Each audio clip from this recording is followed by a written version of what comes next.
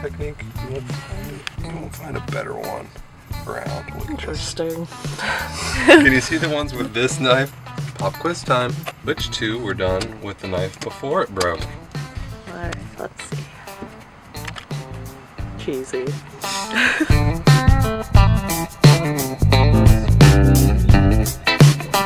Yeah, this is nice jelly.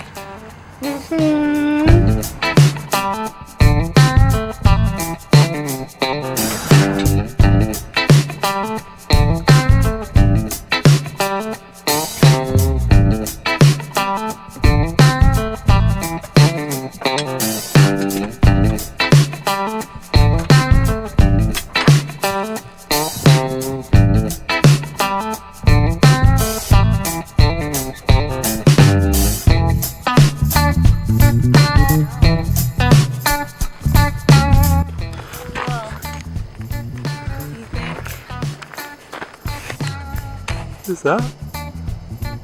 Everyone, we have to tell you something. Never! Not, no! Oh god. Whew, my own prank gave me the EBGBs.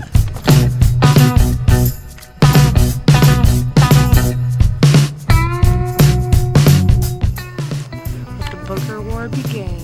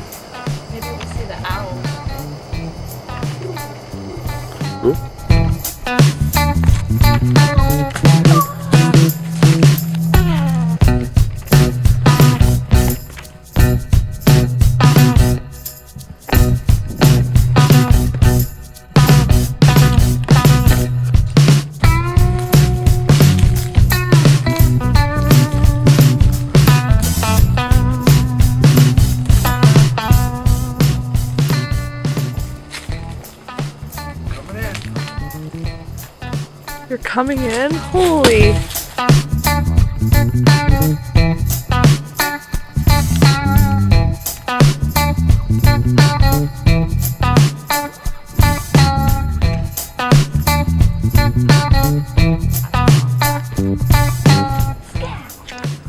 Here we have the... Just kidding, I have no idea what that is, but... Scat.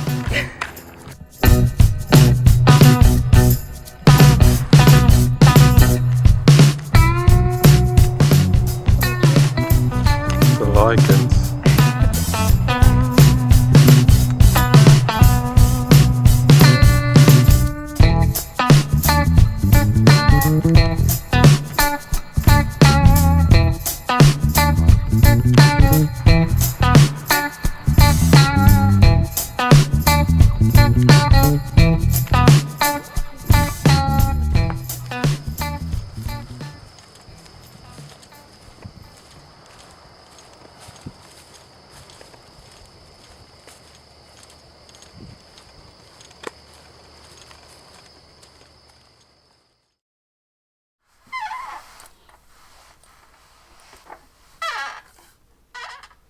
What? We both got hats on. Oh. We probably look like some stooped children. We look like garden gnomes. Ha. I don't think garden gnomes are beardless though, so. They have female garden gnomes. You could tie your hair. No, they don't. Yes, they do. A gnome that's the male version of. A pigtail beard. We should tie our hair together, actually. No. Here, just share your hair with me. Just cross. It's like a shoestring that just rips into pieces. No, I got you. Haha, wait. You weren't supposed to pull yours out. Well, I'll just wear it as a necklace for the rest of the... Do you want it as a necklace or do you want it as a done? Does it make me look distinguished like a bow tie would? It almost makes your beard look longer. And so it's like, I have a big beard. So if I stroke the beard, I should continue it down like this. Myakkahatchee, the place so nice, we went there twice. We went there twice. You know what they should call Myakkahatchee, though? They should just call it place where you can walk up trees. Our trees have a long protective trunk, and they're like, animals, humans, stay off. You would call it protective because it's vertical. You call it very submissive when it just lays out for you, and it's like, let's face it though, it's probably not laying out for you, it's laying out for the sun. Because I was thinking it probably has to reach out like, oh, I want as much sun as possible. But sun is not limited there, whereas ours have to grow up to get as much sun as possible. Oh, so they don't have to try to get sun as much. So they're just like, you know what? I could try to get sun up there. They just like sunbathe all the time. But I'm just going to hang out down here with all my friends. And we're like, come climb. Is this still tied? Andre likes to sleep a lot. My naps really are my life source. I'm just like a reverse flower. I needed to be in a cold, dark place, and that's how I get my energy. Not a bright, warm place. Like a mole. Or a baby demon. So anyways, the previous day when you took another nap, this crow just kept following me around. I was doing yoga. I took like a little walk, kind of just explored the space, and this crow... You sure it wasn't a sparrow? I don't know. He would just like follow us around. He was sociable. We named him I didn't feed him Russell. Also, I should say. Well, I mean, I think as an animal, your instinct is to probably survive. So if you can see a human as a possible source of food, then we were holding very interesting conversations. So maybe the crow just wanted to follow along because it was a studious one. Yeah, very interesting. We could have mentored a crow that day. Let the booger war begin. Lisa, what is your issue primarily with boogers, and why did you declare war on them? Gosh. My issue was my nose was running that day, and there was a lot of boogers. It's from your nose ring. It was. They were since my nose was running a lot, they were collecting. I mean, my nose is supposed to house boogers. It's supposed to. Well, boogers are just at catching all of the germs and... What do boogers really do for us? Today on... Look it up! We're going to Wikipedia boogers right now. What good do boogers Well, I don't know if it's necessarily do boogers do us good. It's just boogers is a side effect of our body. What good do boogers do? Snot is made mostly of water, but water is only one ingredient. Snot is also made of tiny particles that are in the air we breathe like germs, dust, and pollen.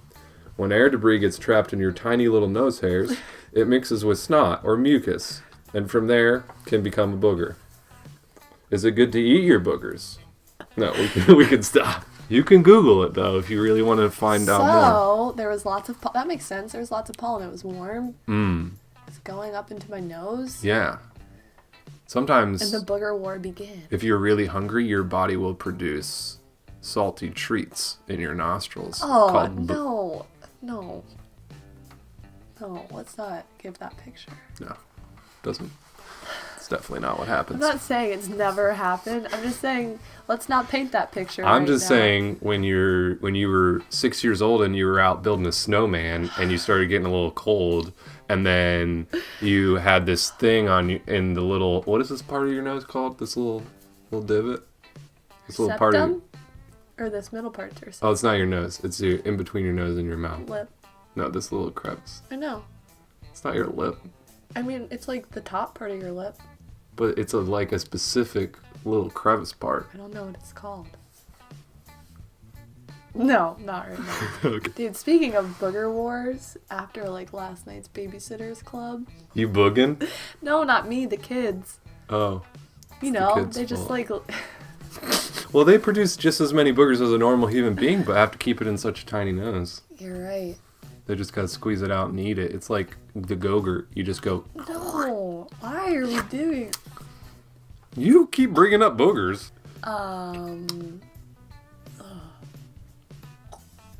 I just keep thinking about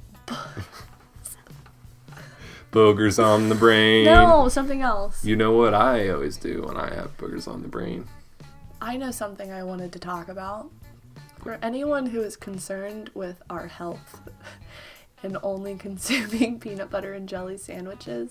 Don't worry. They provide a balanced daily diet. And we do eat other things. Even though we consume about 6... We just were going through a phase where we would have one at least once a day. That was not a phase. If you consider a phase like a lifetime, then yeah, we're going through a phase right now of eating peanut butter and jelly. We already told them that we love peanut butter and jelly. No, I know, but I've literally not seen us eat anything else but peanut butter and jelly on film. If you'd like to support 2 starving children, you can dial the number on the screen below. When you see the tree, how it's got like a little hole, almost like where a branch was, and it just fell off, but it has like a little kind of like crevice, like eye hole kind of thing.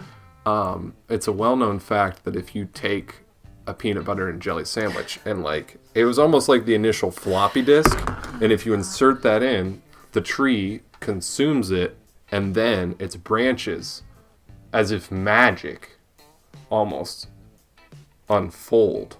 Their arms for you. And that's why I believe that Florida holds a dense population of well-fed trees. As far as people know not only to feed them and where their mouth hole is, but also what to put in there. And it's very important that you use the right kind of bread. So I wouldn't advise an amateur to go out and start doing this. You would need to Google it.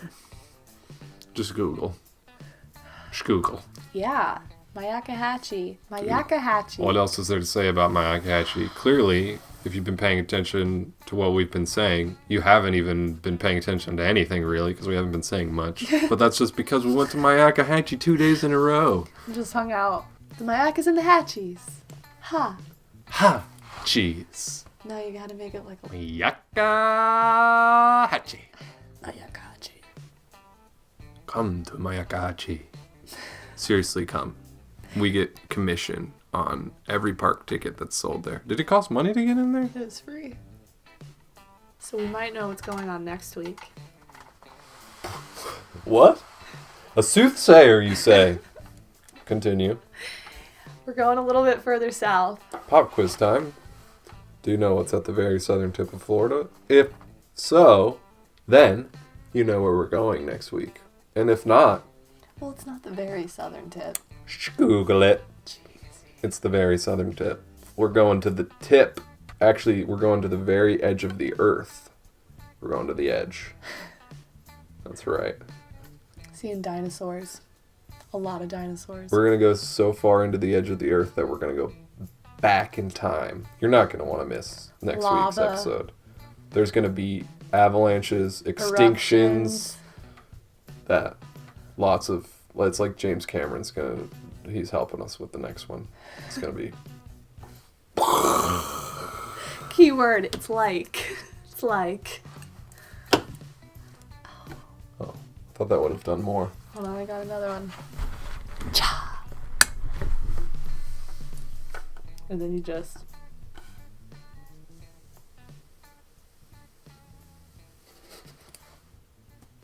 Smells like you in here.